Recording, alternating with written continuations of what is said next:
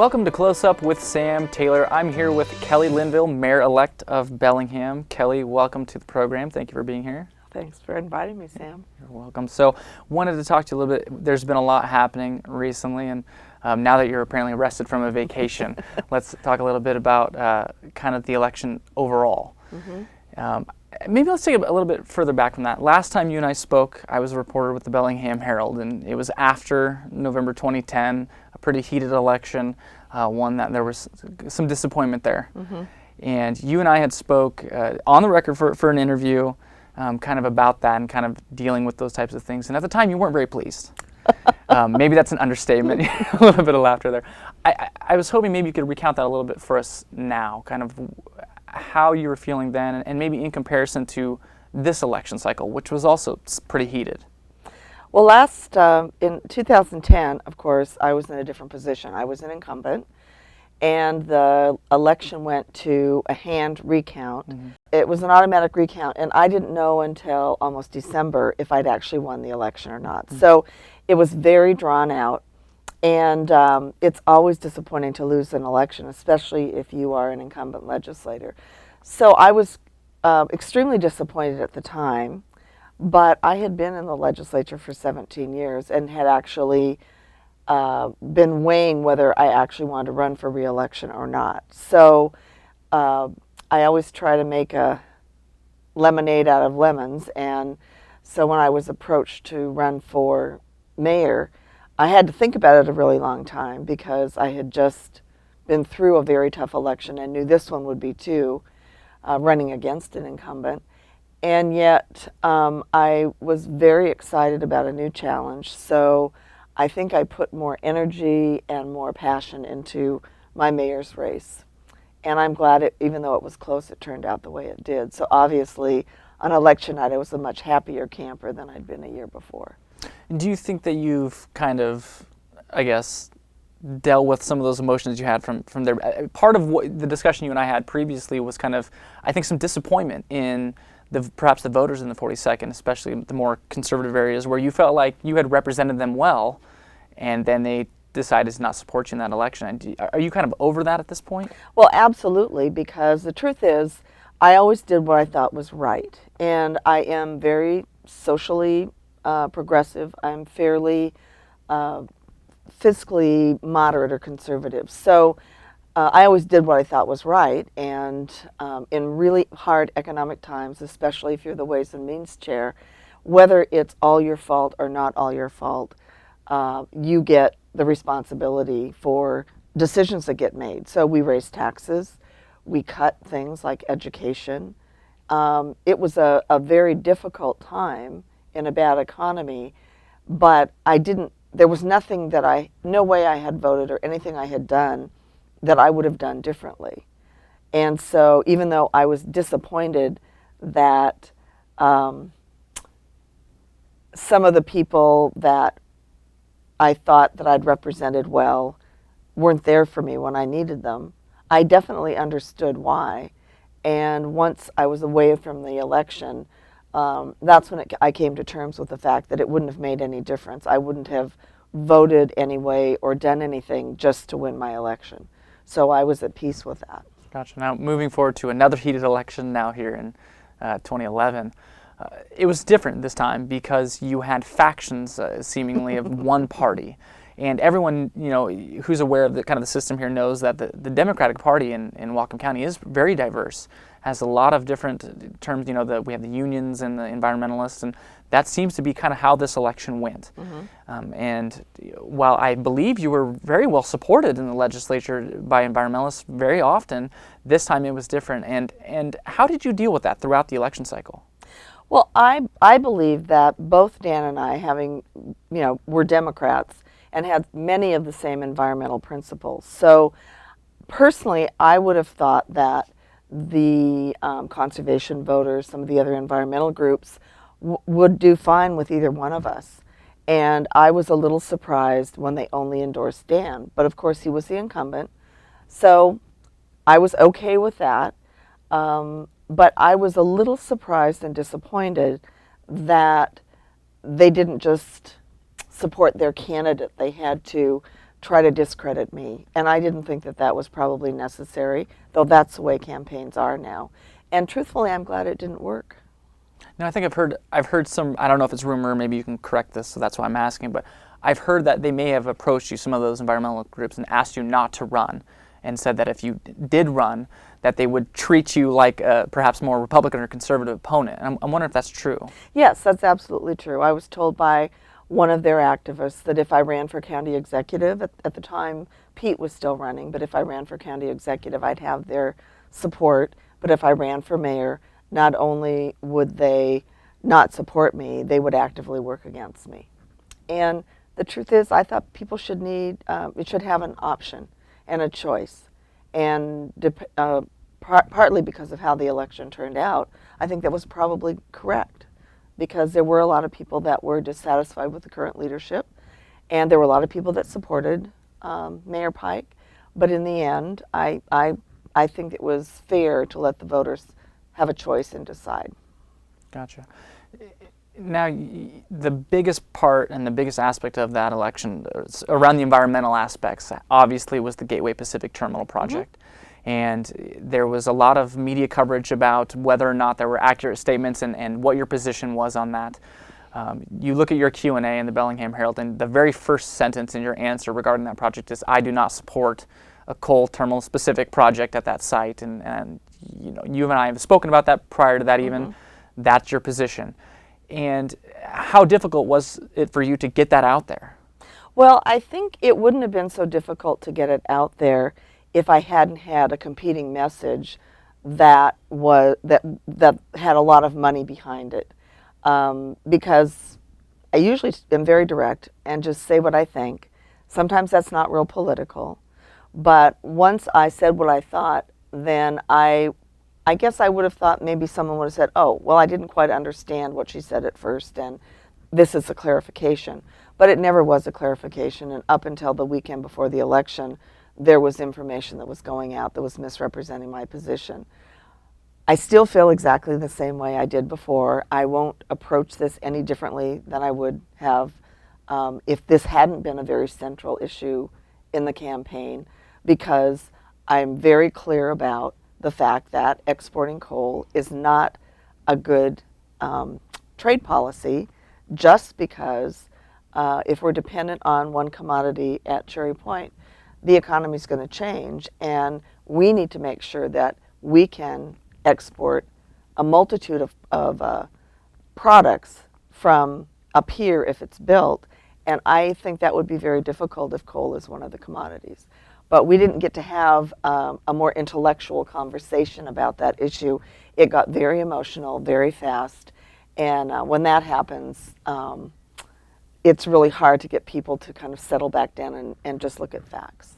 Now, we obviously had those simmering emotions during the election. Afterward, and have you had any conversations, or have you met with any of those groups that opposed you during the election to discuss those issues? I really haven't met with any groups.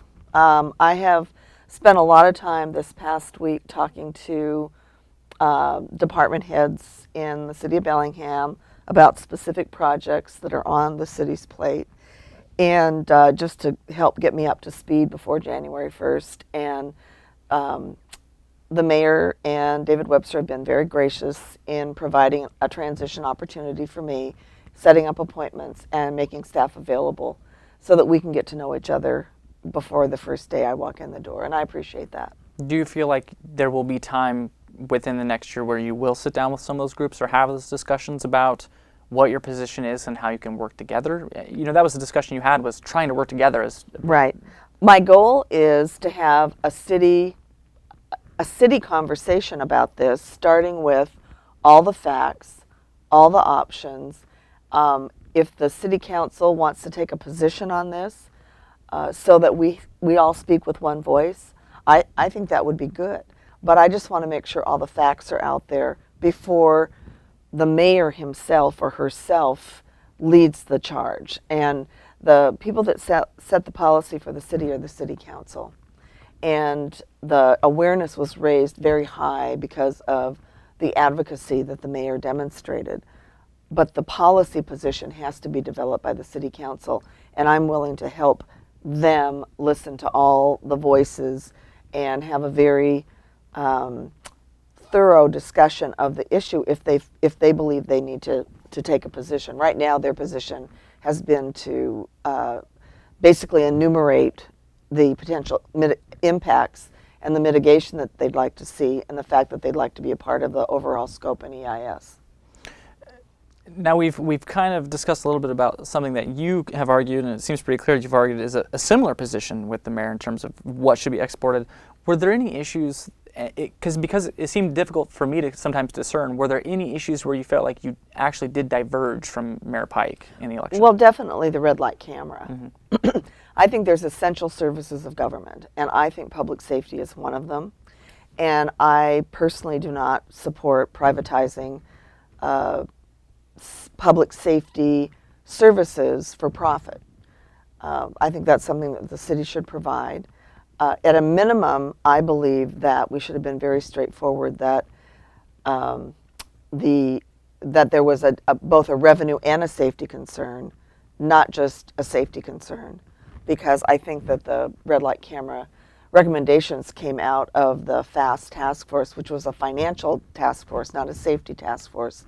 And I also think that the mayor was very premature in signing a contract that now leaves the citizens in limbo, because I'm sure there are a lot of people, well, there are about 68%, I think, that did not support the red light camera policy. And I don't think that every single one of them understand that their vote became advisory because the mayor signed a contract that allowed the company to sue us prior to being harmed. So prior to anyone getting a ticket, the company could intervene and sue. In the other communities across the state, somebody had to get a ticket first and then sue. So we were at a real disadvantage once that contract was signed, and we still are, because unless there's some way to negotiate with the company, and there's no reason for them to negotiate with us now, those cameras are scheduled to go up. Mm-hmm. I think there are going to be a lot of surprised citizens about that. They're going to be very angry, and they're going to come and talk to me. Well, there were a lot of issues that people were concerned about during the election. We happen to have a package that we'd like to show you now regarding some of those issues and concerns that we ran on election night. Honestly, I think that the most important issue to me is who gets elected to the county council. Downtown development. Same as everywhere else in the country, which is the economy. So things like the coal port and stuff like that. Water quality and protecting Lake Waka watersheds. So do you know who you're going to vote for? I'm going to vote for Dan Pike, very proudly.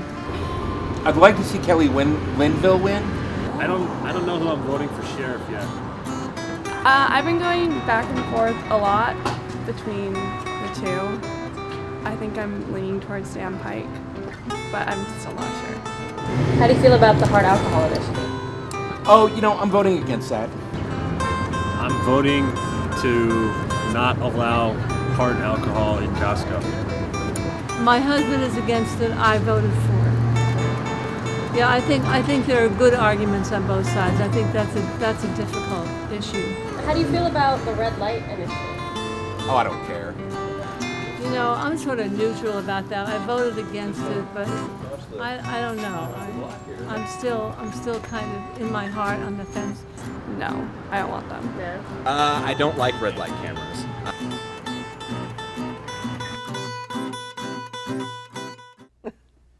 Welcome back to Close Up. I'm still here with Mayor-elect Kelly Linville from the city of Bellingham. Kelly, I wanted to chat with you a little bit still about the red light camera issue, because I know your position is let's not privatize this. This is a priority for the city of Bellingham and the community. Mm-hmm. At the same time, we're still hurting in the budget. And, do we have the money in the budget for more police to police these intersections? Or what is a solution in your mind moving forward in your administration to dealing with these types of safety issues and revenue issues? Well, when I've met with the department heads, one of the things I've said is every single service the city provides is not equally important. And this is a mantra I had at the state level too. But I didn't write the original budget, so we always worked off the governor's budget or someone else's budget. I'm going to be reducing staff in the mayor's office. we are going to look at how we reduce the amount of talking that we do about what we're going to accomplish and put more direct service on the ground, because I think we can. So there are a lot of issues that are unfunded liabilities in this budget. It's very frustrating to have heard over and over and over during the campaign, up until after the campaign, that we have a balanced budget. We do not. And so whether or not we needed more police officers now, we have other things that we need to fund, and we have to have a long-term strategy to figure out how to do that. One of the ways you do that, and the economy is starting to uptick, is to generate more revenue. We have empty storefronts. We have a high turnover of small businesses downtown. We have big box stores empty on Meridian. And we need to decide how we can attract or maintain the businesses we have, basically, and I think you'll appreciate that, so they don't go north to Ferndale. And we need to examine that, and I've heard a strong commitment from the staff in Bellingham to examine that, to examine our permitting system, to look at our regulations, and to figure out how we do generate the revenue that we need for our essential services.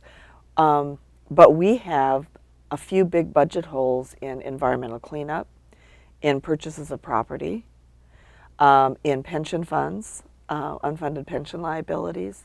There are some multi-million dollars worth of liabilities that we are going to have to deal with over time, and that means we have to have a plan. So we have to have a spending plan, we have to have a revenue plan, and we have to have a streamlining plan of our services so that we can balance our budget, and it's going to be difficult. I am not necessarily a fan of continuing just to raise taxes on the people that are still here, mostly businesses.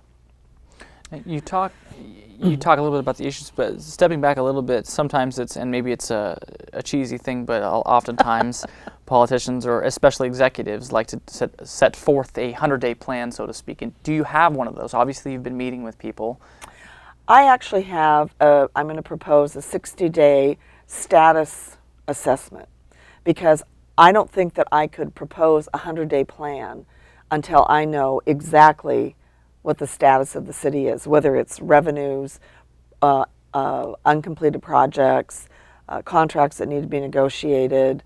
So I'm going to take 60 days to make sure that I have a good grasp of where the city is now. I'm going to report that to the citizens of Bellingham with some first steps in what we're going to do. But 100-day plans many times are precipitous. You say, okay, in the first 100 days, I'm going to do this, but you really haven't had time to work the details through, and you can many times adopt things that if you had waited a little bit longer, had a little bit more information, you would have made a different decision. And I think that we have contracts that we've negotiated and signed. We've had purchases of property that we've made. We've had cleanups that we have taken on that we didn't do enough homework up front. And so I can't come out there and say in the first 100 days I'm going to do anything specific. I can tell you that one of the first things I'm going to start, though, is to look at our library system. We have an adopted plan about our library. It was adopted several years ago. I think Tim Douglas was the chair of the committee when that happened. And then for the last 4 years, we've considered other locations. I think that we need to look at some of our existing processes and bring them to a close. So we have a library there. We have a sub-area plan for the waterfront that needs to come forward. So the Planning Commission can start picking it apart. We have contracts to continue to negotiate with the largest union in Bellingham, AFSCME 114, and the police department. And then we have to figure out how to pay for Chuckanut Ridge too. So we need to look at the status of where we are, and then in 60 days I'll have a 100-day plan, but I'm not going to start the first day. I think it would be a little impulsive to do that. And you talk about Chuckanut Ridge.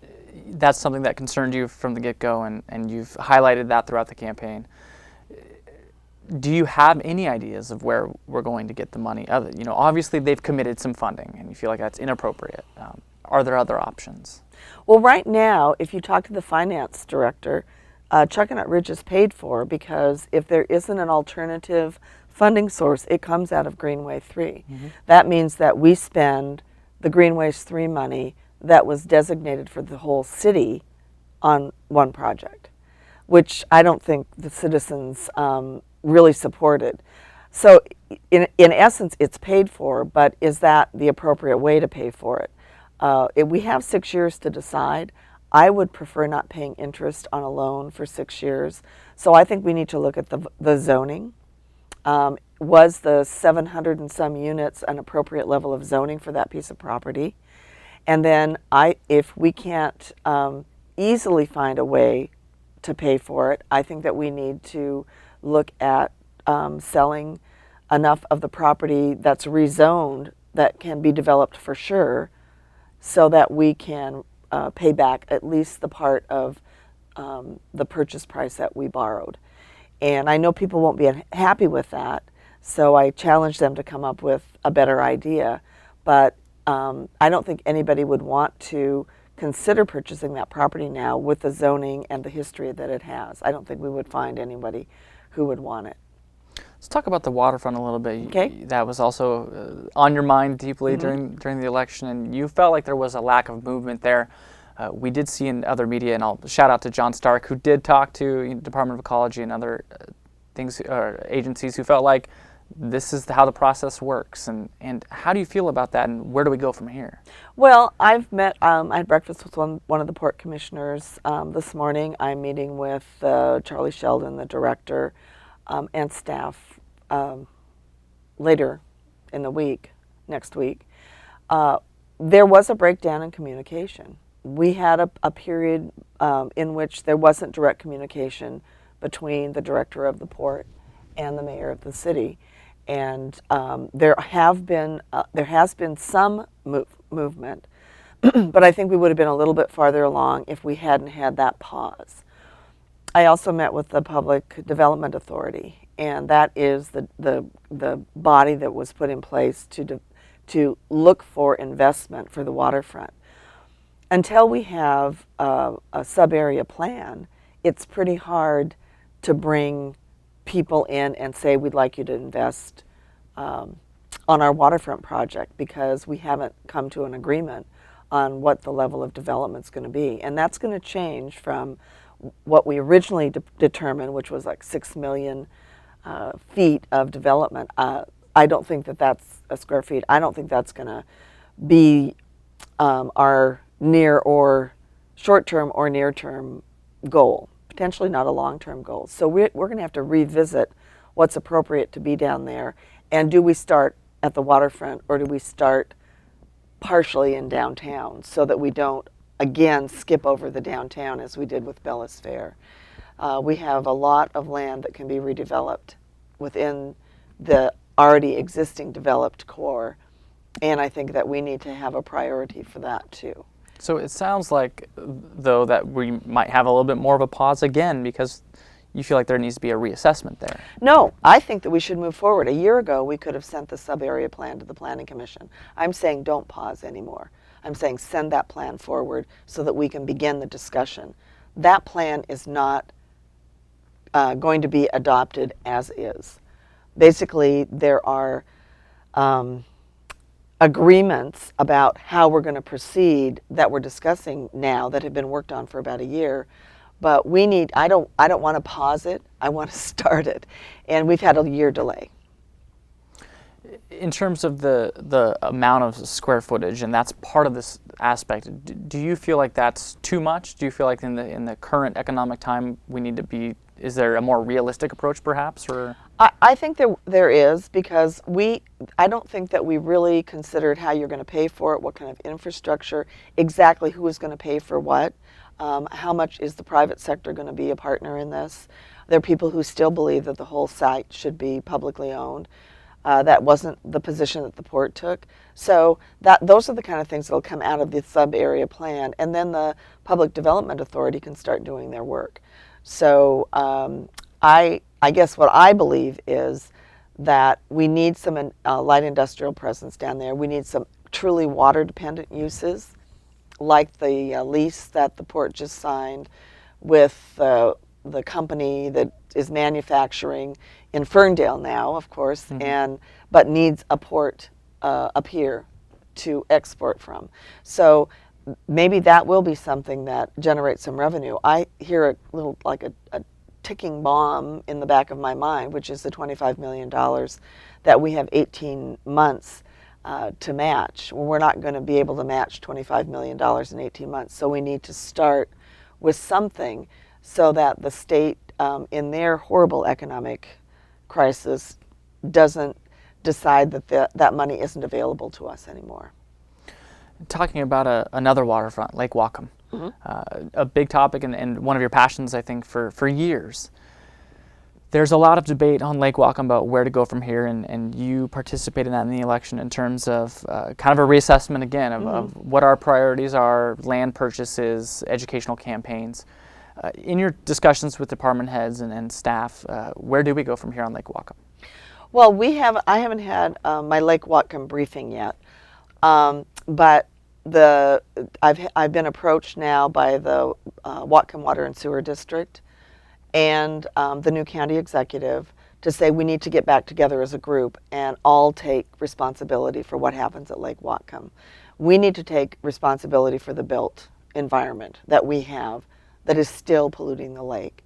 And we have to partner, I believe, with the county and the sewer water district on any kind of land purchases or anything that's outside our city limits. I don't think it's the city's total responsibility to take that on. I think that it's a shared responsibility because we all have jurisdiction on the lake.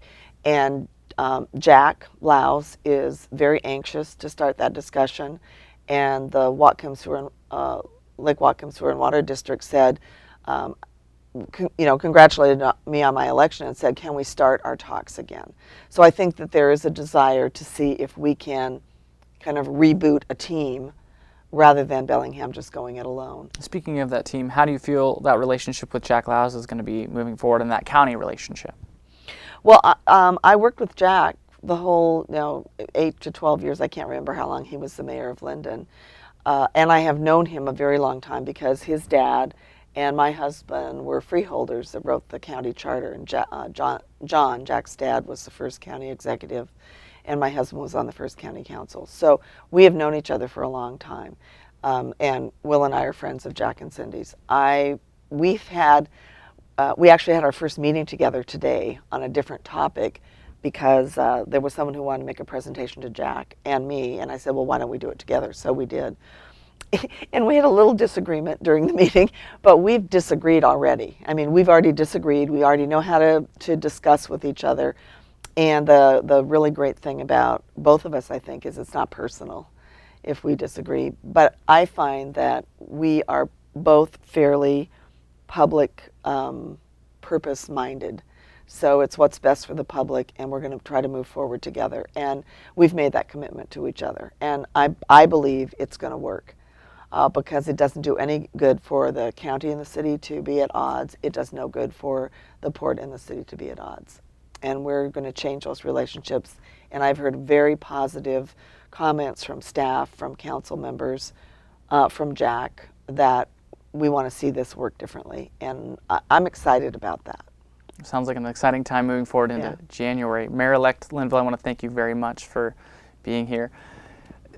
Thank you as well, audience, for participating in another show with us. This has been Close Up with Sam Taylor. Have a great evening.